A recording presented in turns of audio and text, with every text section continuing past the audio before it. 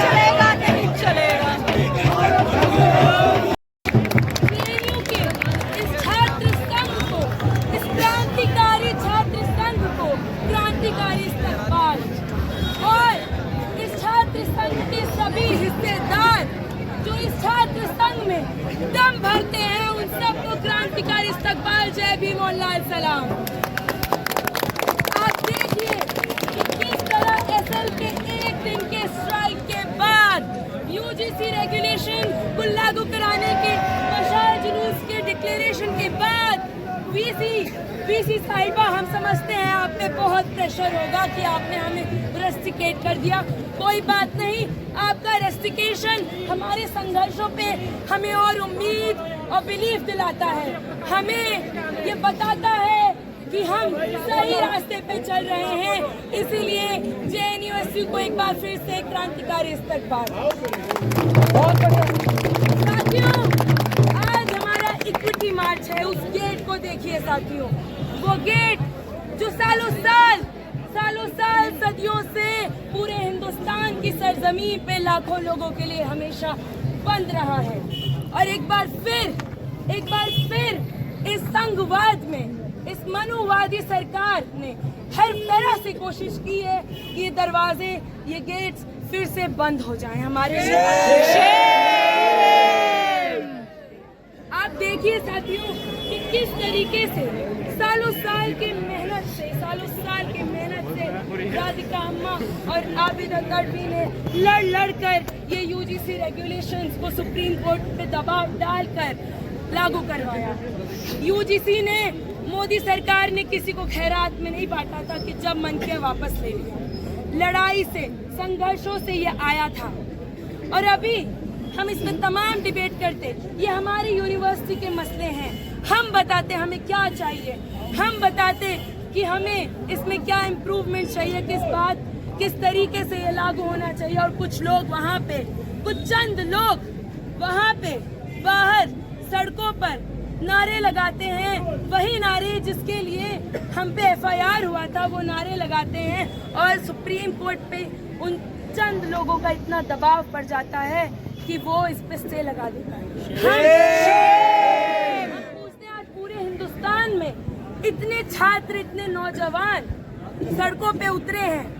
यहाँ देखिए साथियों, अपने अगल बगल देखिए कितने सारे लोग इस यूजीसी रेगुलेशन को लागू कराने के लिए खड़े हैं। हम पूछना चाहते हैं कि क्या उसको वापस कराने के लिए इतने भी लोग थे? दिल्ली यूनिवर्सिटी से लेके झारखंड, बिहार, तमाम देश के हर कोने में ये जुलूस हुआ है। आज पिछले एक हफ्ते से सब लोग इसको वापस रोहित एक्ट के तर्ज पर लागू कराने की मांग कर रहे हैं। तब सुप्रीम कोर्ट पे क्यों नहीं प्रेशर पड़ रहा है, हम पूछते हैं। इससे आप एक्सपोज होते हैं, इससे आपकी मानसिकता पता चलती है कि एक्चुअली में कोई प्रेशर नहीं था। If I look ahead, each and every one of you, each and every slogan that you have raised today, every flag, every poster, every photograph you have carried today shows to Radhika Amma and Abida Tadvi that even though if their one son and daughter have been martyrs to the cause of social justice, hundreds and thousands of their children are still alive in the central universities of this country to take forward the idea that was left behind by Rohit Vemula, the idea that was left behind by Payal Tadvi, Darshan and many others who have been martyred for this social justice, for this cause. A Danish poet in the deathbed of his father had said these words that, do not go gentle into that good night. Rage against the dying of the light. Rage against the coming of darkness. We, as Rohit Vemula has said, we are people made out of stardust, and the light carried by each one of us will rage against the darkness, will rage against the death, the suffocation and the strangulation of public education that has been conducted by the central government, by the Sanghi government, by the Brahmanwad, by Manusmriti of this country. When UGC is coming out with a regulation, the promotion of equity regulation 2026, then it has come after the fight of long years, of a decade of struggle of two mothers who have lost their children. And when that regulation is coming forth, there is a group outside. There is a group, a small group in the streets who's claiming that our unity is being threatened. Our right. लाल सलाम साथियों, लाल सलाम, लाल सलाम. Comrade Sunil को लाल सलाम, लाल सलाम, लाल सलाम. लाल सलाम। जय भीम, लाल सलाम. साथियों, आप सभी को मेरा क्रांतिकारी इस्तकबाल। There is equality among only equals, to equate unequals is to perpetuate inequality. This are the lines of Mandal commission report.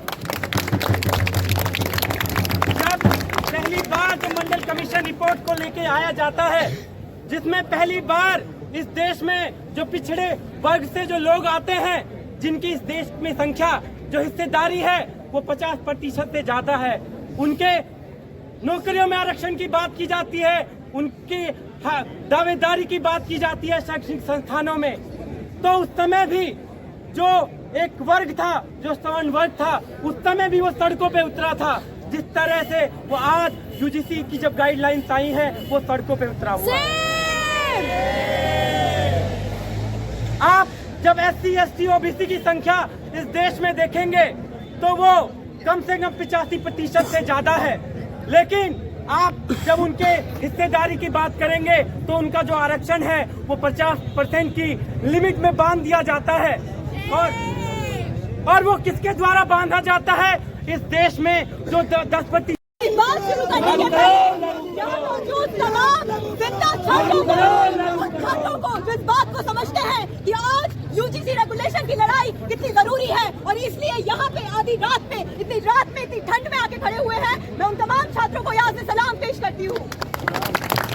मैं उस माँ को सलाम पेश करती हूँ, रोहित की माँ राधिका अम्मा को सलाम पेश करती हूँ, पायल की माँ आबिदा अम्मी को सलाम करती हूँ, जिन्होंने इतने दशकों तक लड़ाई लड़ी है इस यूजीसी रेगुलेशन को लाने के लिए। साथियों, आज हम इस नैरेटिव पे बात करने की जरूरत है, जो नैरेटिव इस देश में लगातार फैलाया जाता है। जब हम चाहते हैं 9,000 स्टूडेंट सड़कों पे नहीं आता, ये लड़ाई लड़ी नहीं जा सकती है, और इसलिए आज हम यहाँ से डिमांड करते हैं कि इस एडमिन को, इस तानाशाही, इस मनुवादी एडमिन को इस बात को दिखा दीजिए। ऑर्डर को यहीं से चलाता हूँ मैं।